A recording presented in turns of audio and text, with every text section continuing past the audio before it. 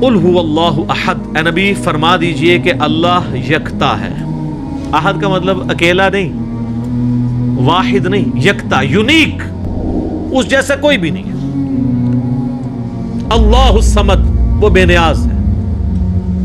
یہ تو ہم اس کا بالمفہوم ترجمہ کرتے ہیں، اصل اس کا ترجمہ یہ کہ سب کا پشت پناہ وہ ہے، سب کے پیچھے وہ ہے، سب کا سہارا وہ ہے، اس کا سہارا کوئی نہیں ہے۔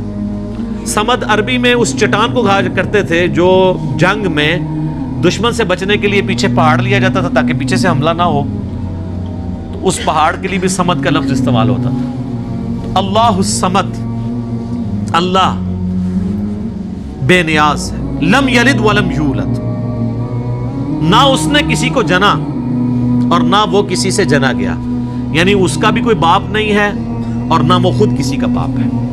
اللہ تعالیٰ جو ہے وہ ہمیشہ سے ہے کہ اگر for the sake of argument یہ مان لیا جائے کہ ہر چیز کا کوئی خالق ہے تو خدا کا بھی کوئی خالق ہوگا، حالانکہ یہ ڈیفینیشن غلط ہے۔ خالق کی ڈیفینیشن یہی ہے کہ جس کا کوئی خالق نہ ہو۔ اگر اس کا کوئی خالق ہوگا پھر خالق نہ ہوا وہ تو مخلوق ہوئی۔ اللہ مخلوق نہیں ہے، اللہ خالق ہے۔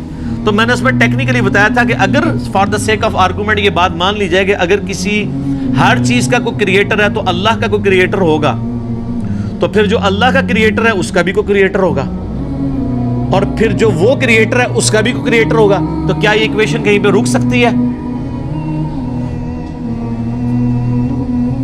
تو یہ تو ساری فالس سٹیٹمنٹ ہو جائے گی۔ جبکہ دوسری طرف ریالٹی ہے کہ ہم موجود ہیں، مخلوق ہے، یہ ایک حقیقت ہے۔ اس حقیقت کو ریورس کرنے کے لیے اگر یہ مانا جائے کہ ہمارا کوئی کریٹر، اس کا بھی کوئی کریٹر، اس کا بھی کوئی کریٹر، تو دوسری طرف تو آپ حقیقت تک پہنچ ہی نہیں سکتے، انفینٹ ہے۔ تا وقت کہ آپ کسی ایک کو ایسا نہ مان لیں کہ جس کا کوئی کریٹر نہ ہو، جہاں سے سب سٹارٹ ہوئے ہوں، تو سر وہی تو ہے لم یلد ولم یولد۔ میتھمیٹیکلی یہ سٹیٹمنٹ اسی وقت درست ہوگی جب کسی ایک کو ایسا ماننا پڑے کہ اس کا، ورنہ تو یہ شروع رکے گی نہیں۔ اسی لیے بخاری میں حدیث ہے کہ شیطان تو میں آ کے کہتا ہے کہ پہاڑوں کو کس نے پیدا کیا؟ تم کہتے ہو اللہ نے۔ وہ کہتا ہے درخت تم کس نے پیدا کیا؟ تم کہتے ہو اللہ نے۔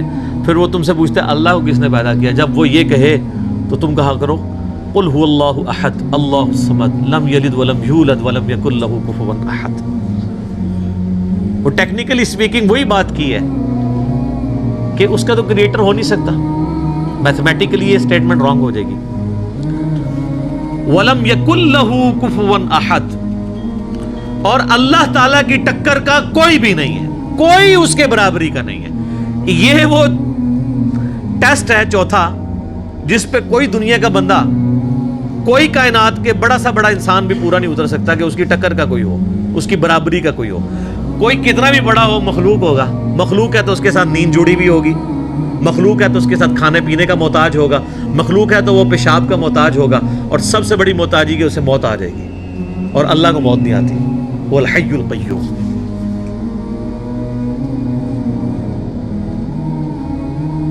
وہ خود سے زندہ ہے اور ہر چیز کو تھامنے والا ہے۔